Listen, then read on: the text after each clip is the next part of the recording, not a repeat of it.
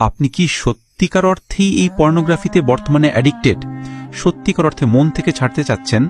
তাদের জন্য 1 number way হচ্ছে আল্লাহর কাছে সাহায্য চাওয়া। একমাত্র আল্লাহ তাআলাই পারে আপনাকে এই ভয়াবহ অবস্থা থেকে পরিত্রাণ দিতে, কারণ এখানে ডিরেক্টলি শয়তানের ইনভলভমেন্ট রয়েছে।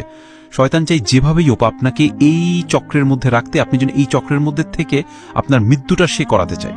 তাহলে কিন্তু আপনার ইহকালও শেষ, আল্লাহ মাফ করুক পরকালও শেষ। তাহাজ্জুদের সালাত আদায় করে দোয়া করে ভাই সেজদায় গিয়ে আল্লাহর কাছে চান। আমি বিশ্বাস করি এমন কোনো জিনিস নাই পৃথিবীতে যেটা আল্লাহর কাছে চাওয়ার মতো চাইলে পাওয়া যায় না। আপনি ডেফিনেটলি পাবেন। আল্লাহর কাছে চোখের পানি ফেলে আপনার আল্লাহর কাছে নিজেকে একদম নিবেদিত করে দেন যে আল্লাহ তাআলা মহান রব, আপনি আমার রব, আপনি আমার সৃষ্টিকর্তা, আপনি আমারটা আমার থেকেও ভালো জানেন। আমি শয়তানের এই ভয়াবহ কন্ট্রোলের মধ্যে পড়ে গিয়েছি, এই শয়তানের এই নোংরা অস্ত্রের মধ্যে আমি একটা হাতিয়ার হয়ে গেছি।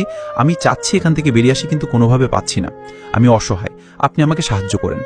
দেখবেন যে আপনার চোখ দিয়ে হয়তো বা পানি প্রথমের দিকে আসবে না, কারণ আপনি তো অনেকদিন ধরে এই অসমুচিত জিনিসগুলো দেখে আসছেন, আপনি চাইলে হয়তো চোখের পানি আসবে না।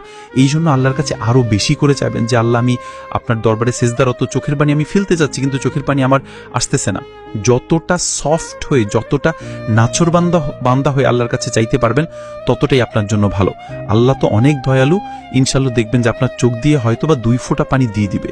যদি ভাই 2 ফোঁটা চোখের পানি আপনার চোখ দিয়ে চলে আসে, এই নাক পর্যন্ত যদি চোখের পানিটা চলে আসে, ইনশাল্লাহ আপনি ধরে নেবেন যে আপনার ইবাদত কবুল হয়ে গিয়েছে, আপনার দোয়া আল্লাহ তাআলা কবুল করে ফেলেছে। হয়তো এর ওসিলায় আপনার অতীতের সকল গুনাহ ইনশাল্লাহ আল্লাহ তাআলা মাফ করে দিবে, এবং আপনার অতীতের গুনাহ শুধু মাফ করবে না, এগুলোকে আল্লাহ তাআলা চাইলে বহুগুণ নেকি দিয়ে ভরিয়ে দিতে পারে।